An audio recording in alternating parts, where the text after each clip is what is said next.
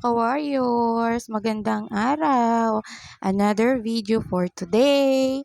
So, samahan niyo po ako sa A Day in My Life as Dialysis Patient. Yan, nakikita niyo po, maaga pa lang pagkagising ko, magsasaing na ako para bago umalis, makakain ako kahit konti para may laman yung tiyan ko kasi may dialysis ako today ng 10 AM. So malayo-layo yung pupunta namin dahil naka-ano kami ngayon. Binakwit kami dun sa sa San Pedro. Doon muna kami habang ginagawa po yung dialysis center dito sa Binyan Doctors. Kaya lahat po ng pasyente nandoon po muna sa San Pedro sa dialysis center doon. Doon muna kami nagde-dialysis. So, kailangan kong mag-prepare. So, yan, naghahanap ako ng kape.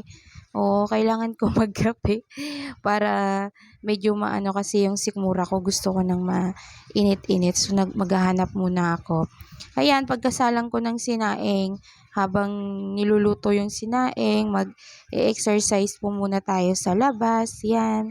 Tapos, mga ka-warriors, habang nag-exercise ako, ang nasa isip ko na, Lord, sinasabi ko, Lord, salamat sa panibagong araw na ito at binigyan mo naman ako ng panibagong umaga. Yan, gabayan mo po kami sa lahat-lahat at salamat po sa lahat ng blessing at sa lahat po ng mga taong walang sawang nagbibigay po ng tulong financial po para sa akin. Alam ko na kayo yung ginagamit ng Panginoon para magbigay para sa akin. Kaya thank you po talaga, Lord. So, yan, pupunta po ako sa tindahan para bumili ng kape or Milo, ganun. Kaya masarap maglakad-lakad kasi maaga pa. Sabi nga ni Doc, kailangan kong mag-exercise at maglakad-lakad ng 1,000 step a day. Mabibilang ko ba yung 1,000 step? Hindi ko na binibilang yun, no? Ikot lang ako ng ikot, lakad lang ako ng lakad. Yung mabagal lang, para hindi tayo hingalin, alam nyo naman. Pero kahit na pagkaaga pa, no? Sakit-sakit ng araw sa balat, as in. So, yan, bumibili ako ng kape, pero kulang yung pera ko. Kaya, Milo na lang yung binili ko. Kasi yung dala ko, 14 pesos lang, 15 pesos pala yung kape. Kaya, binili ko, Milo na lang, 11 lang. So, magmamilo ako dahil dialysis ko naman.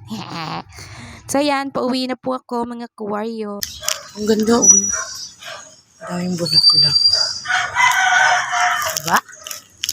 Good morning, mga ka-warriors. So, ayan, maaga po tayo mag-iyak dahil meron akong dialysis ng 10 AM. Tapos, medyo malayo-layo yung kasi yung dialysis center namin sa Binyan Doctors ay inaayos at new management daw.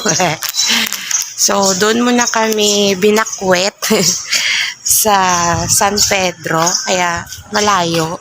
So, agahan natin pumunta doon kasi baka mamaya matraffic tayo. So, ayan, muna tayo. Dahil dialysis naman tayo, Milo tayo ngayon.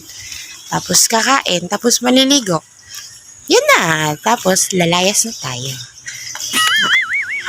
Mamaya tatanungin ko si mama kung papayag ba siya kasi binibigyan kami ng offer ng dialysis center namin na Asia Life. So, yung bagong management ng dialysis center namin sa Binyan Doctors is bago. So, magkaiba na yung may-ari. Tapos, ang inofera nila kami ng 3 buwan na free dialysis at isang dialyzer, tapos free na yung service dun sa mga malalayo. Kung gusto namin magstay sa dialysis center nila, okay naman sana yun, kaso sobrang layo ng dialysis center ng Asia Life dun sa San Pedro, Santa Rosa ako. Tapos, malayo sa ospital.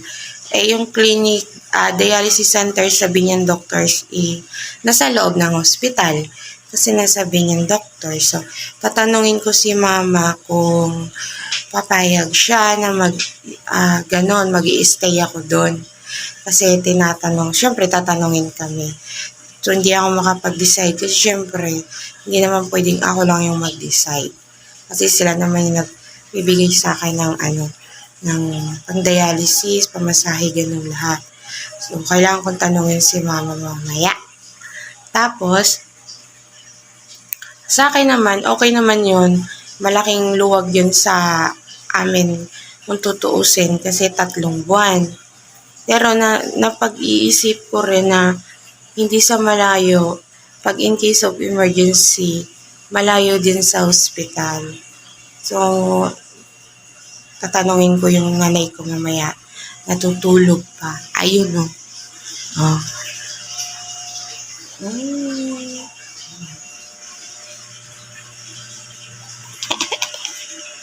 Natutulog pa siya.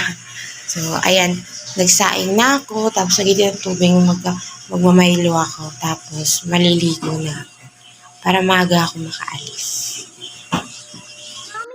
Ayan, nakaligo na nga po ang inyong ka-warriors. Naku, may dumaan na napayatot. Kapatid ko pong lalaki yon. May pasok po kasi siya. So, ayan, syempre, bago ako umaalis, palagi bago ako magpa-dialysis, nililinis ko na po yung IG ko. Ako na po talagang naglilinis niyan. Ayoko po kasi na nagagalaw-galaw yun. Basta may iba yung naaanuhan ako. Ang tawag na naalawhawan. Ganun ba yun? Oo, kaya nililinis ko na yung puno niyan. Tapos, sa baba, tape na lang yung nilalagay ko para pagdating dun sa dialysis, dudugtong na lang siya dun basta yung kinakabit nila dyan, ano tawag dun? Basta yun na yun.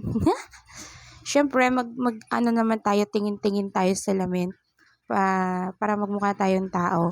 Kahit na ganito nagda-dialysis tayo, yan, kailangan pa rin natin magpaganda. Tada! So, yun yung suot ko kasi mainit ngayon. Ang sarap ng tela na yan, guys. Para kang walang suot. Ang lamig-lamig sa katawan. So, salamat pala kay tita. Binigay yan ni tita para sa akin. Hi! Thank you so much po, tita. Love you. So, ayan. Pupuntahan ko na yung nanay ko dahil may itatanong ako sa Yung sagot mo dun, so kung lilipat ba ako dun, tatanggapin ko yung offer na 3 months na libre. Dali, sagutin niyo. Ang sagot ko. Kung papayag ba tayo na ituloy yung 3 months na libre, gagrab ba natin yun o hindi? Kung ipagpatuloy mo yun doon, after ng 3 months, doon ka pa rin. Ang layo-layo na yun ng pasita na pupuntahan mo linggo-linggo. Sa pamasahe, lugi ka. At least, nandito, may bayad. At least, in case of emergency, nasa loob pa ng ospital. Doon, may ospital ba sila sa loob? Wala. Wala. Igagrab lang nila yan kasi kailangan nila ng pasyente. Ayaw nilang mawala kami. Kung maganda noon ng pamamalakad nila, hindi kayo magtala sa kanila. Hindi naman magandang pamalakad nila dito sa Binyan Doctors.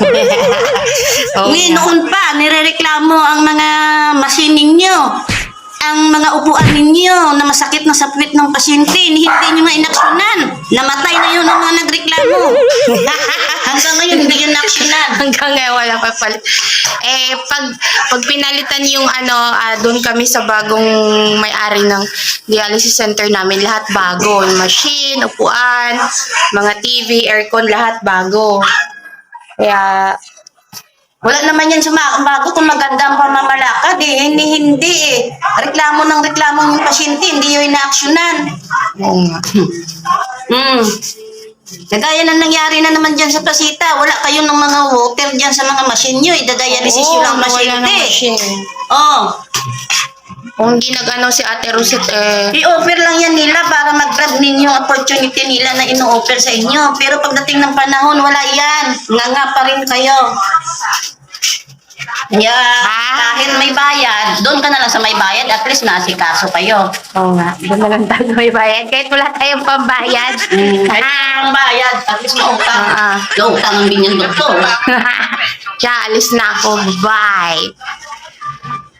Ayan nga po, nasa dialysis na ako at nakasalang na rin po ako. At ayan, kakain na po ako ang baon ko po ay chicken pastil, yummy, tsaka isang egg para hindi na po ako maghahanap ng bilihan ko kasi malayo po yung tindahan dyan sa San Pedro.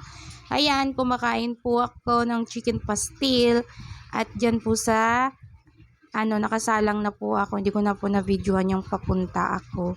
Ayan po yung loob ng dialysis center sa San Pedro. Marami po siyang machine, tsaka malaki po siya pahaba.